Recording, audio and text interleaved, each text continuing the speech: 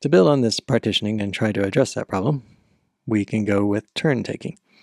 So the turn taking strategies can involve polling, where here I've identified participant red as the leader, and it's going to ask each of the other participants in a regular time whether they have anything to say. So here we're asking green, do you have anything to say? Green can say as much as it needs to, up to a certain level. And then when it has said everything it has to say, or when it runs out of time, then the leader here asks blue, blue talks, and it asks purple, then it asks green, then it asks blue, and so on. So we've got a leader in this system, some machine that's different than all the other machines.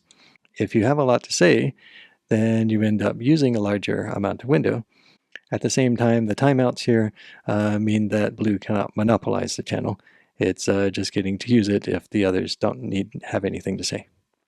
So this strategy provides better utilization of our media. But this polling means that if blue and purple and green have all had nothing to say for a long time, then blue does have something to say. It has to wait until the leader gets around to asking it whether it wants to say anything. So polling does cause a delay. Also, what happens if the red node stops working? If the leader is not working, then no one is getting polled, and so no communication happens at all. So in many situations where these machines are equally likely to be up or equally likely to be fail, then you might have to elect a new leader if the one that's currently the leader goes away. So a complication to the protocol, and maybe using up some of your bandwidth to manage that protocol. Especially to address this problem with the leader, we might consider a token passing strategy instead. So token passing is where red has the token, it does as much communication as it wants, and then it sends a message to green saying it's your turn now. So if a node like blue has any data it wants to send, then it goes ahead and sends it, and then as its last step, it notifies the next node that it can start talking.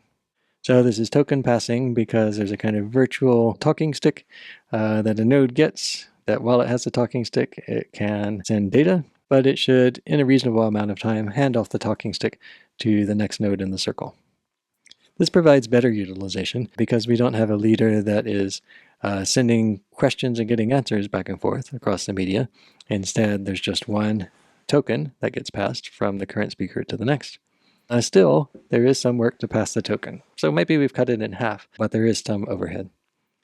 And we don't have a single point of failure in terms of a leader that's doing the polling, but now if any of our participants in this setup fails, then if they have the token, it doesn't get passed on and the whole thing gets stuck. So we would still need some sort of recovery built into the protocol.